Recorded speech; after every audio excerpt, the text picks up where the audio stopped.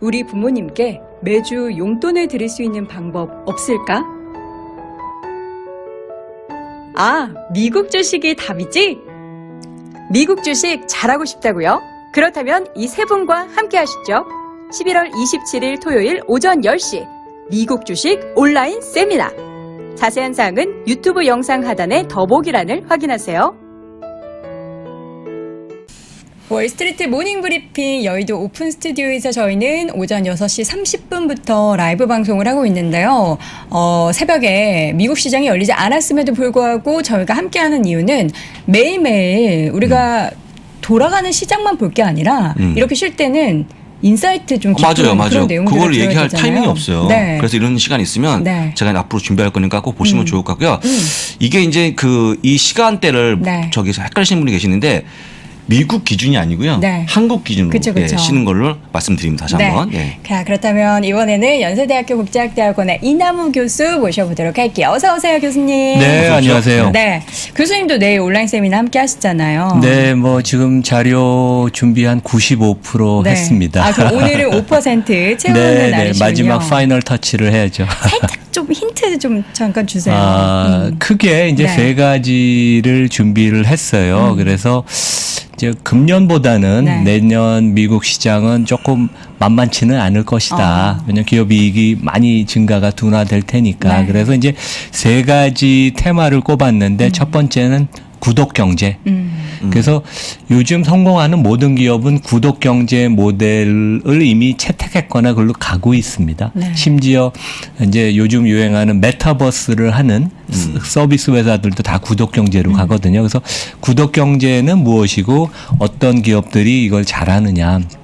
두 번째는 내년장이 만만치 않다는 가정하에 네. 우리가 믿을 수 있는 가족 기업 패밀리 비즈니스를 제가 좀 말씀을 드리려고 그럽니다. 그래서 이 패밀리 비즈니스는 뭐 창업한 경우도 있지만 2대, 3대, 5대 이상 미국 같은데 유럽에 이제 오래 경영을 해서 이 주인 의식이 확실하고 그다음에 내가 소수주주면 그 배를 같이 타는 그 안정적으로 장기 그 항해를 떠난 듯한 이제 그런 개념이거든요. 네. 그래서 안정적인 성과를 누릴 수 있는 기업들이고 세 번째는 우리가 보통 그 증시에서는 뭐 마케팅 브랜드 이렇게 하면 조금 이건 우리는 뭐 저거는 그냥 비용이지 그렇게 생각하는데 네.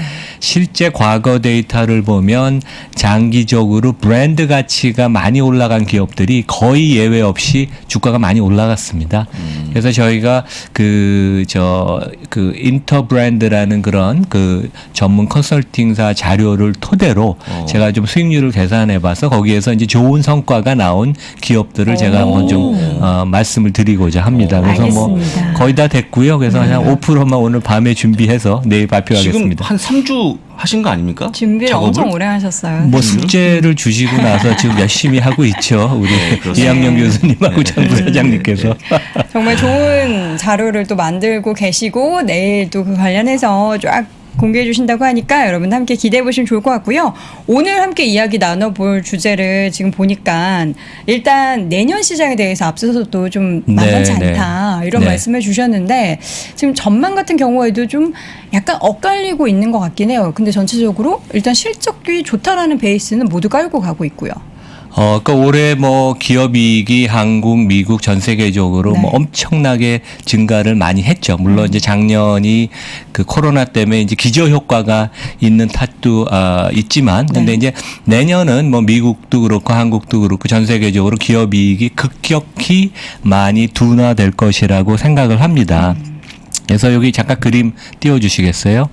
그래서 이게 이제 전 세계 그 이익 증가율, 그러니까 전년 동기 대비 이제 보는 것인데, 2021년 금년에는 한 50% 정도 증가를 하고, 그 다음에 이제 내년에는 8% 증가로 급격히 둔화가 되고, 2023년에는 5%. 그래서 이제 증시는 증가율을 되게 중요시하죠. 그런 면에 있어서는 내년이 이제 만만치 않은 장이다. 이제 그렇게 생각을 하는데, 그 미국은 이제 증가율이 이것보다 좀 낮았습니다. 금년에 한국은 올해 한 8, 90% 증가했으니까 네. 우리가 이제 경기를 좀 많이 타는 시장이죠.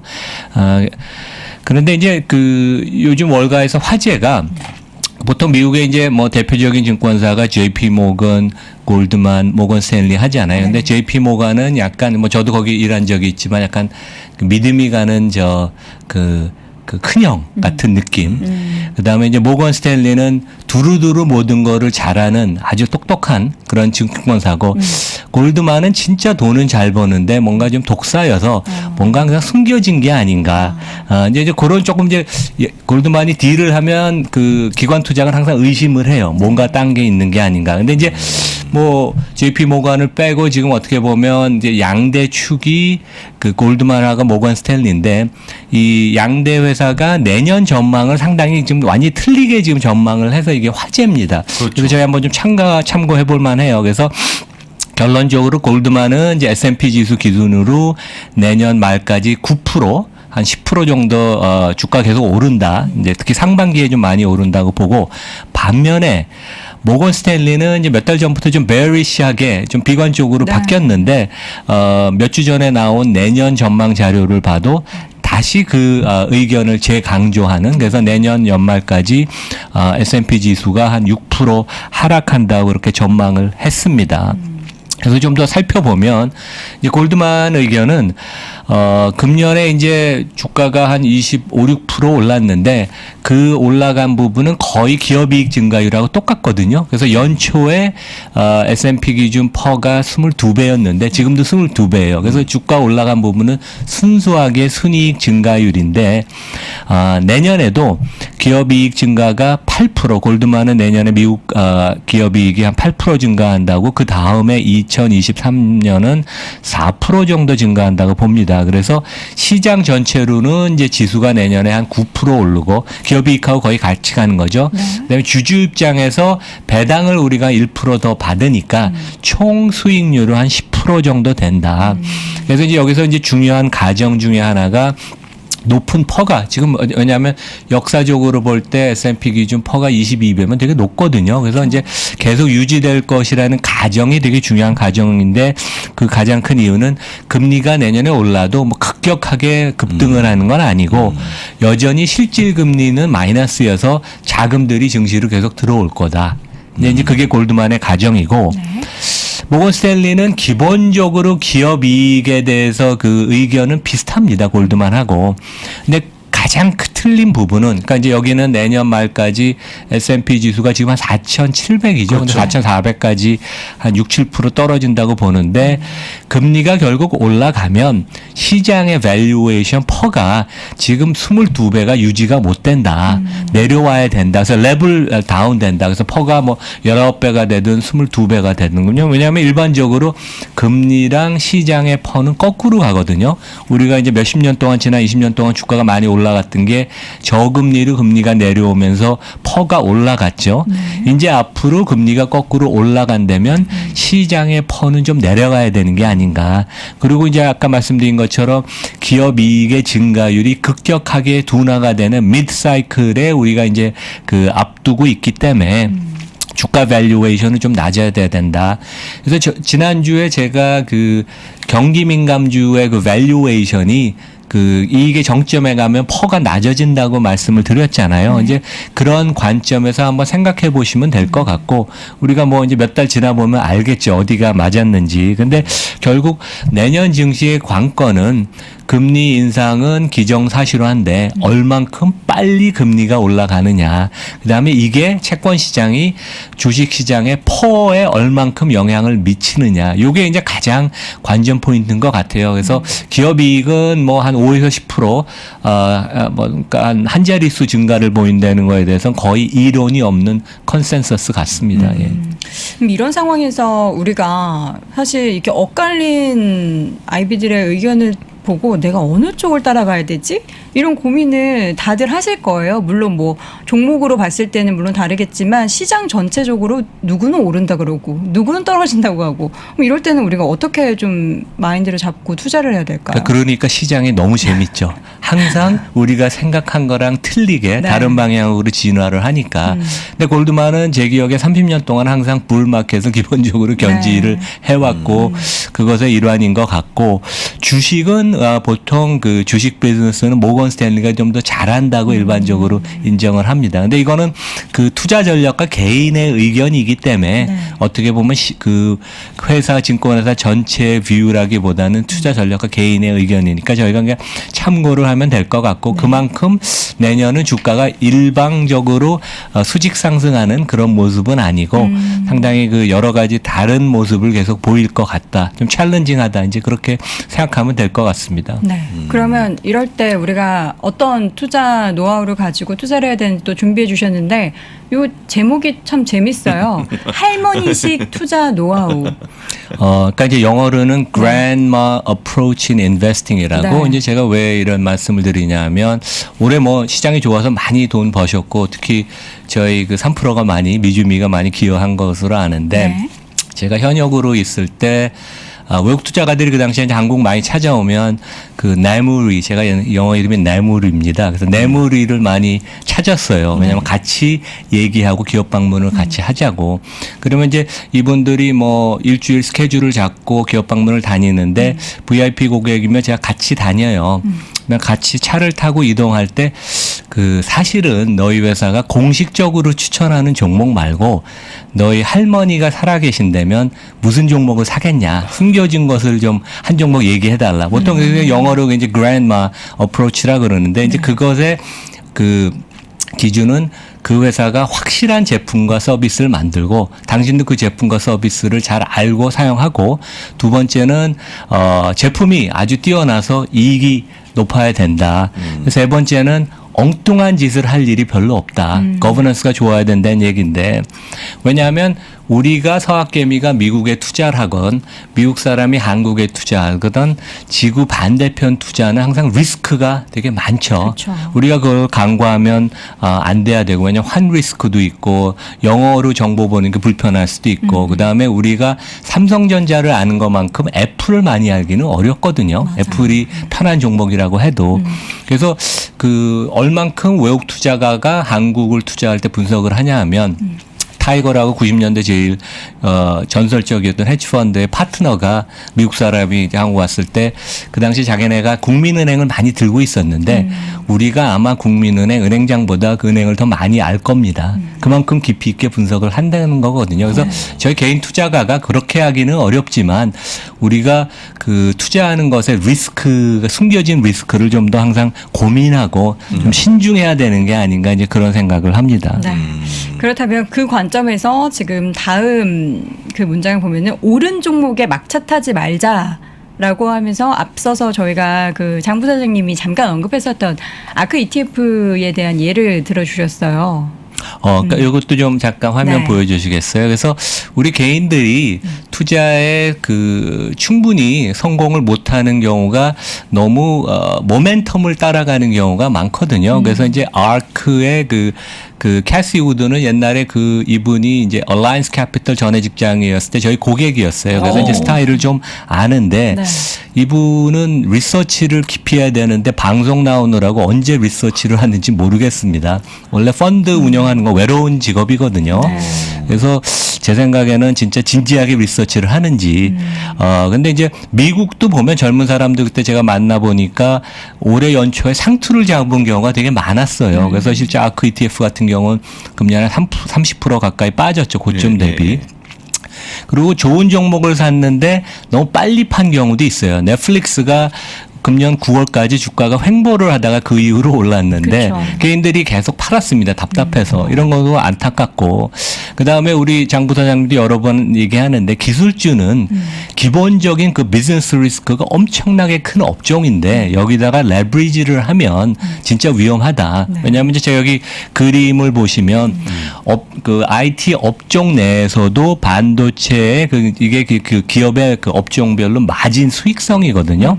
근데 반도체는 이 부침이 가장 심합니다. 그만큼 기본적인 그 사업의 비즈니스가 리스크가 큰데 거기다가 레버리지를 또 3배를 한다는 거는 너무 그러니까 우리가 보통 영어로 얘기하면 too much. 조금 너무 과도한 것이 아닌가. 그래서 제 생각에는 좋은 기업을 우리가 고르고 덥석 주가가 많이 올랐으면 사기보다는 주가는 항상 조정을 또 받거든요.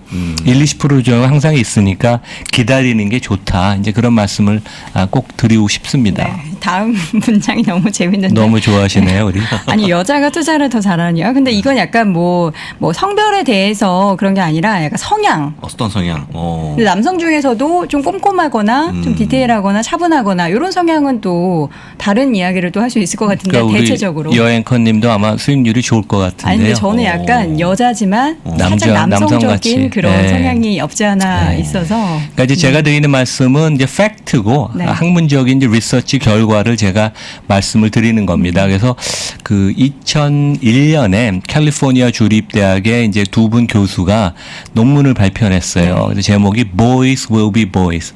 남자애들은 원래 그래. 그래서 이제 뭐냐 하면 되게 화제를 일으켰고 그런데 이제 남성이 여자보다 과도한 주식시장에 있어서 자신감을 갖고 매매를 해서 수익률을 너무 매매를 많이 한다는 거예요. 그래서 나는 이 회사의 적정 가치를 내가 잘 알아. 나 말고 누가 알겠어. 그래서 overconfidence라고 그러죠. 과도한 자신감으로 수익률을 해치고 그다음에 이제 피델리티의 지금 이제 그 회장 CEO인 에비가일 존슨이라고 그 창업자 따님이십니다. 근데 이제 뭐 미국에서 가장 큰 자산운용사 오너인데 이분도 여성이 실제 겸손하게 투자를 한다. 항상 자기를 초보자라고 생각하고 경험이 많은 사람도 항상 배우려고 한다. 그래서 우리가 투자에 있어서 모르는 기업을 남들이 누가 얘기했다고 따라가서 무작정 덥석 사는 건 되게 리스크가 많은 겁니다. 지금은 이제 불마켓이니까 시장을 따라가는데 그래서 제가 항상 당부하는 3가지 사항이 우리가 지적 호기심을 갖고 투자를 임하자. 그다음에 이런 호기심을 바탕으로 섬세하게 우리 주위에 일어나는 일들을 관찰을 하자. 그리고 3번째는 가능하면 그 회사가 만드는 제품 서비스를 직접 써보고 야 이거 제품이 틀림없다 그렇게 느낄 때는 그 회사 주식을 사도 좀 비싸게 사도 좀 기다리면 또 예. 좋은 기업이고 좋은 주식이니까 성과가 나거든요. 그래서 좀 이런 그 펀디멘털한 특히 이제 개인 투자가한테는 이게 되게 필요하다고 보입니다. 예. 자, 그렇다면 이제 오늘은 사실 시장이 열리지 않아서 저희 이런 인사이트 깊은 이야기를 나눠볼 수 네. 있었는데 또 우리 많은 개인 투자자분들이 신규 상장 종목 그렇죠. 굉장히 또 관심 많이 가져 하시잖아요. 네. 네. 근데 그 중에서 사실 저는 이 브랜드가 이미 상장되어 있을 거라고 생각을 했어요. 그래요? 너무 예전부터 많이 들었고 굉장히 또 좋은 기업이라고 들었기 있습니까, 때문에. 집에? 이 신발이요? 네. 근데 저는 사실 이 신발이 있는 게 아니라 네. 이 신발을 모티브로 삼은 또 국내 브랜드가 있거든요. 아, 그렇습니까? 그 신발이 있어요. 오늘 이남우 교수님이 소개해 주실 기업이 올버즈라는 기업인데 사실 이 기업 아시는 분들은 꽤 많이 아실 것 같아요. 환경 관련해서 좀 관심 있으시다면. 그렇죠. 네. 예, 좀 그림 좀 띄워주시겠어요? 네. 그래서 이제 All Birds라고 그냥 그 이름도 재미있습니다. 그 티컬 코드가 BIRD, All Birds니까 새밖에 없네. 온통 새네. 이제 제목이 회사 이름이 그렇죠. 그래서 그 여기 오른쪽 그림을 보면 이제 제가 회사 홈페이지에서 따온 건데 이 회사의 그 운동화 아니면 이제 기능적인 신발의 소재가 다 친환경 소재만 씁니다. 제가 이제 좀 자세하게 설명을 드릴 텐데 미국에서 이제 그러니까 이번 달 11월 달에 상장이 됐어요. 그래서 되게 IPO 때 되게 핫했습니다. 그래서 IPO 원래 보통 그 레인지를 주잖아요. 네. 그것보다 높은 가격에 프라이싱이 됐고 15달러에 상장을 했는데 급등을 해서 32달러까지 갔다가 최근에 이익이 안 나는 기업도 주가 많이 빠지지 네, 않았습니까? 맞습니다. 그래서 최근에 주가가 20달러까지 빠져서 지금 시총이 3조 5천억 원입니다. 그래서 이제 저는 그 운동화에 되게 관심이 많았어요. 상장되기 전에. 네. 왜냐하면 저희 첫째가 그 룸메가 미국인인데 이 친구 애플을 다니는데 이 신발이 6개 정도 있더라고요. 오. 색깔별로. 그래서 이게 뭐지? 그러고선 저도 이제 직구로 주문을 얼마 전에 했는데 네. 요즘 이게 배송이 늦어져 갖고 오지가 않더라고요. 아니, 가로수길 그래서 제가 매장이 그래서 있는데. 답답해서 가로수길 네. 매장에 직접 갔습니다. 여기 사진 계속 띄워주시죠. 네네. 그래서 이제 제가 그 신어도 보고 그 저희 그 둘째 아들한테도 그 혹시 있냐 그랬더니 두 네. 켤레 있다고 그러더라고요. 그래서 미국에서는 진짜 인기가 있는 기능성 친환경 네. 소재고 그래서 저는 느낌이 신발에 약간 테슬라 같은 왜냐면 테슬라 투자하는 가장 그 테마 중에 하나가 친환경이었거든요. 그쵸. 전기차가 이제 그 매연가스를 배출을 안 하기 때문에 그래서 이 그 Allbirds가 그 미국에서 보면 그 셀러브리티 사이에 되게 그 인기가 있어요. 레오나르도 디카프리오. 예. 그래서 뭐 유명하잖아요. 헐리우드 연예인들도 많이 신고, 네. 그 다음에 실리콘밸리, 특히 전문직 사이에 아주 인기가 있어서 레리 페이지 구글 창업자 신는 것도 목격이 됐고, 심지어 오바마 대통령도 이 신발을 신습니다. 그래서 되게 이렇게 지성인 전문직, 좀 약간의 고가긴 하지만 그런 쪽에 이제 포지셔닝이 돼 있고. 실리콘밸리 직원용 신발로 유명하다. 이런 댓글도 네네네 맞습니다. 올려주시네요. 네네. 그래서 실리콘밸리 가면 많이 이거 신고 다닙니다.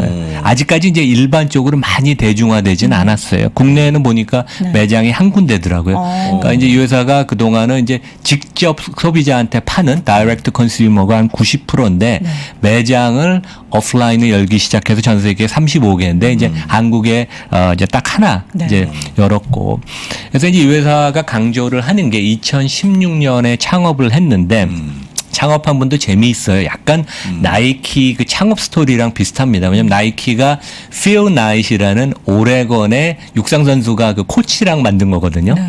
근데 이 그 Allbirds는 그 뉴질랜드 국가대표 축구 선수였어요. 본인이 네. 직접. 근데 자기가 운동화를 아디다스 나이키를 신었는데 뭔가 좀 마음에 안 들고 너무 브랜드가 많이 붙어 있고 로고가 붙어 있고 좀 그래서 자기는 아주 심플한 친환경 재료를 갖고 운동화를 만들어 보겠다. 그래서 실제 한 5년밖에 안 됐고 여기 이제 보시는 것처럼 그 약간 따뜻한 그 겨울에 신는 운동화는 메리노 울을 네. 갖고 운동화를 만들고 그다음에 조금 얇은 신발이 있습니다. 그것은 이제 나무를 목재를 갖고 재료를 만들고 그다음에 신발의 밑에 그 깔창이라 그러죠. 네. 그 이제 그 부분은 플라스틱 대신 사탕수수를 쓴다 그럽니다. 물론 이제 이 제조 과정에 있어서 그 CO2가 이제 그 이산화탄소가 조금 배출은 되지만 기본적으로 친환경 소재를 써서 아주 그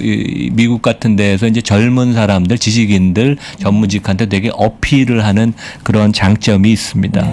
저도 뭐 그 직구를 기다리다 못해서 얼마 전에 매장을 가서 사서 좀 신어봤는데 아주 편하고 좋습니다. 아, 그렇습니까? 네네. 보통 요 스니커즈 요 라인 울로 만든 라인을 많이들 신으시는데 요 신발이 한 지금 정가로 13만 원 정도 하네요. 그럼 나이키 대비해서 사실 비슷한 거예요. 근데 많이들 비슷하네요? 이제 나이키의 브랜드를 사는 경향이 많아서 이 신발 같은 경우에는 과연 내가 살 만한 가치가 있을까 싶은데 저는 그러니까 요 비슷한 라인을 신어봤다고 했잖아요. 네.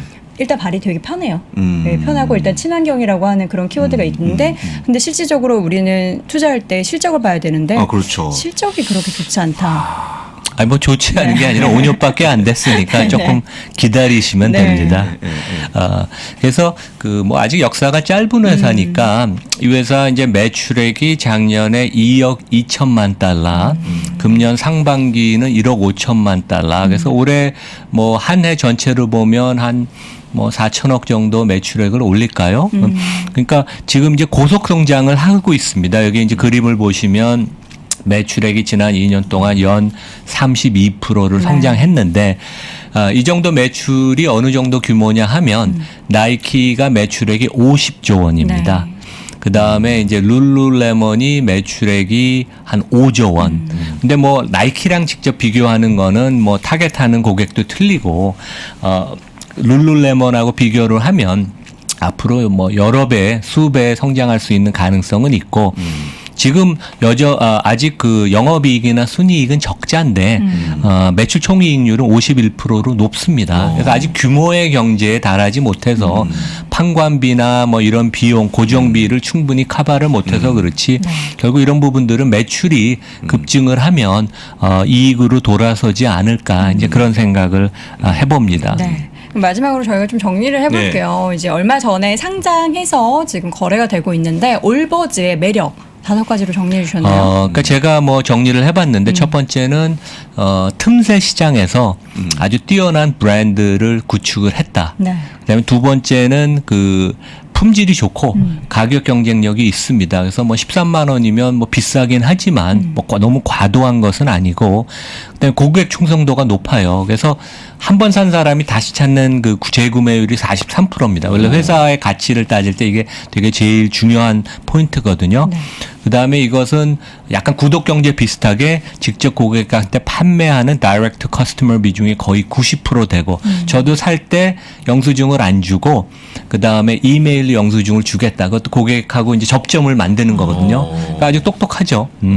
그다음에 수급 측면에 있어서는 ESG 펀드들이 살 종목이 진짜 순수한 그 환경 관련된 종목이 많지 않은데 그런 면에 있어서는 파타고니아는 지금 상장이 안 돼 있습니다. 네. 그래서 ESG 펀드들이 지금 뭐 아마 제 생각에 그동안 많이 산 걸로 알고 있고 앞으로도 상당히 많이 사지 않을까 이제 그런 생각을 합니다. 예. 네.